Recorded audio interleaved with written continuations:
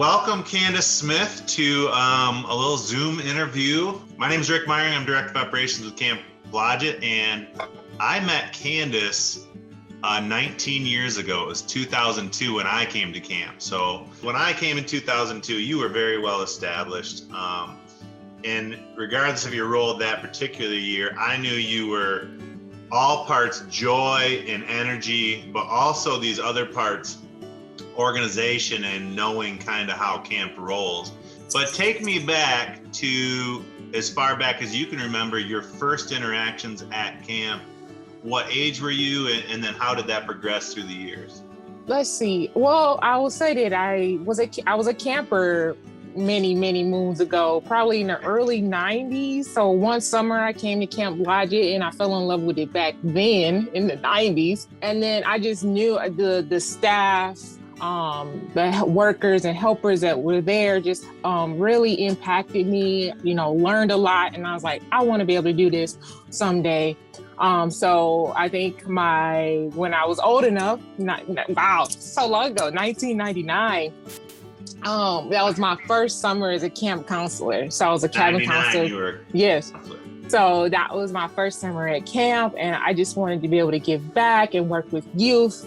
Like, I was worked with as a youth. So I want to come back and do that and just try to impact as many kids' lives and lead them, in the right direction and give them a fun and safe summer at Camp Blodgett. When you think about your journey through camping and then becoming a counselor eventually, what are the things that stand out about maybe what camp did for you, for your own personality, things you learned about yourself? What kind of comes to mind there?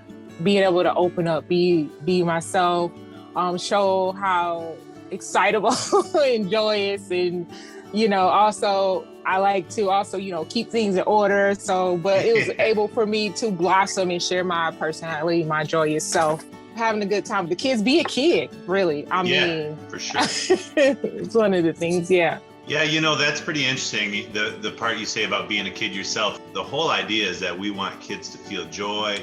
And it was definitely a chance for me to be a kid with kids and yet a parent figure at the same time. And I really liked that as an environment. Me too. For sure.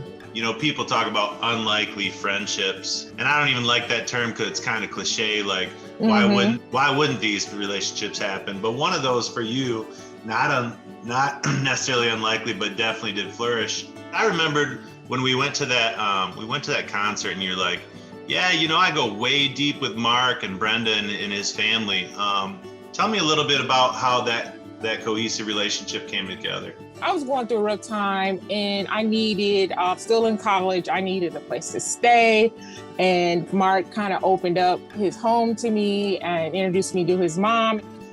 Mom opened up her home to me because I needed a place to stay. I was still in college. My family situation was kind of funky.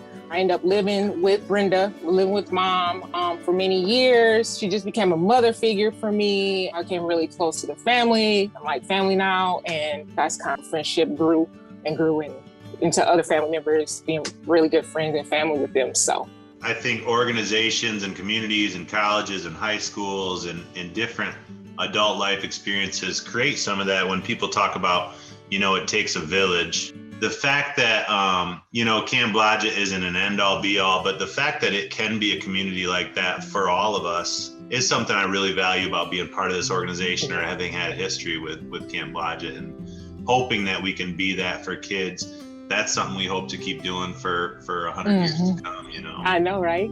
Many more. There's many more years. Yeah. I can't believe it's 100 years old. I mean, when you really sit back and you think about your story at camp, are there any themes that come to mind, or any just like truths about life or yourself that you said, man, Camp Blodgett really taught me that?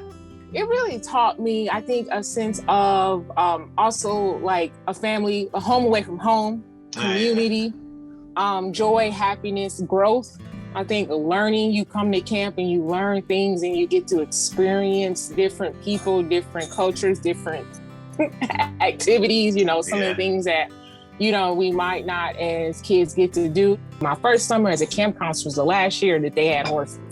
So I got to experience that again and just be around that environment, learn about animals. Kids can come and get harnessed like, kind of like how we were able to be kids as adults too, and be kids with them.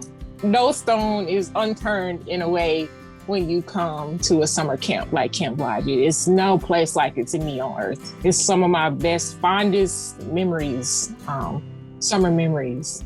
You are truly one of the very unique folks that, in two particular ways, you're into this whole area of health and wellness. You are fun to watch on social media because you fight tooth and nail against all of these kind of just self-deprecating and ways in which people try to take good care of themselves. And I actually found one on here from you about food freedom, and it's kind of a statement, and I want to read it. I help women get strong, quit all the diets, and learn how to love themselves from the inside out.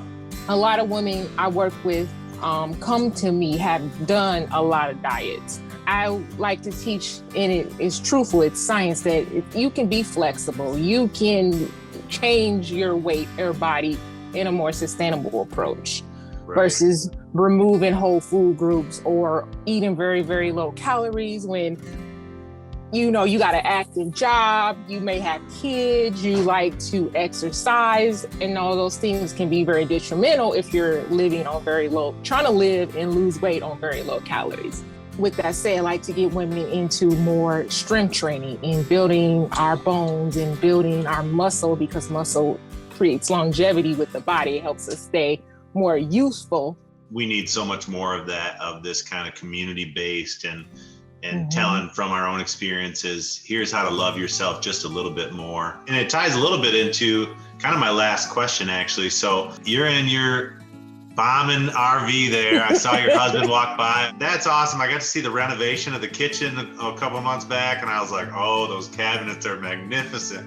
I had turned our garage into a training studio, so I was doing hybrid. So I started online, and I was still training people in person, under being my own boss, being an entrepreneur, And so he went remote, and he was like, let's do this. We're always traveling. We're never at home. The house is just sitting here. Let's do the RV life. So boom, that developed 4 years ago. And our first big trip was driving from Austin to Alaska. Tell me about some of that long history of you spending long summers here and this getaway. Like, you had home and then you had this getaway for 3 months. How does that tie into your lifestyle now? I think with the RV and lifestyle comes, you're always like in nature. So tying that back to kind of like camp. I'm a city girl, but I also like the camp life. I think the camp opened up that nature feel for me, being out, being free. It's also a place where I feel closest to God.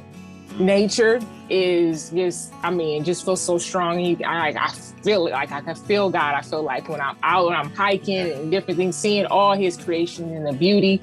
The fondest memories of all the things we do is definitely when we had meals, the singing, the dancing, after, lunch or dinner, or even breakfast. The music, us just singing, was one of my favorite things. And looking over the water there, that's probably one of having our meals, pretty much every meal of the day, over the water. Just beautiful. This means a great deal to us. You really bridged that gap from the 90s to the 2000s and made an imprint for yourself on this place over all these years. So thank you for your time here. And then thank you for your time today, just kind of sharing some of those memories. Well, I really appreciate it. I'm honored y'all asked me. I feel really blessed that y'all asked me to do it.